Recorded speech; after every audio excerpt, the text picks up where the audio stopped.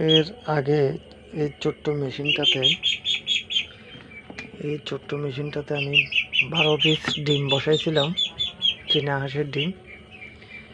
12 piece ডিমের মধ্যে আমি 8 পিস বাচ্চা পাইছি। দেখেন বাচ্চাগুলো কি সুন্দর ফুটফুটে হয়েছে।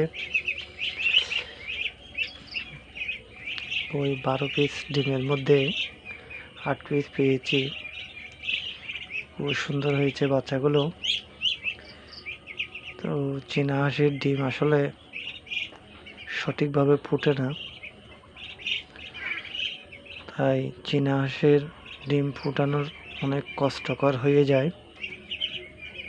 খুব কষ্টের মধ্যে 12 পিস ডিমের মধ্যে আমি 8 পিস পেয়েছি।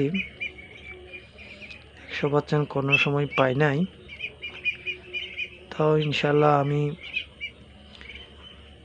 আপনার 70% মতো পাইছি। 70-80% ধরতে পারেন, 80% মতো পাইছি। যাক, আলহামদুলিল্লাহ, উপরওয়ালা যা দিয়েছে তাতেই শুকরিয়া। তো এই বাচ্চাগুলো যাতে সুস্থ থাকে একটু দোয়া করবেন।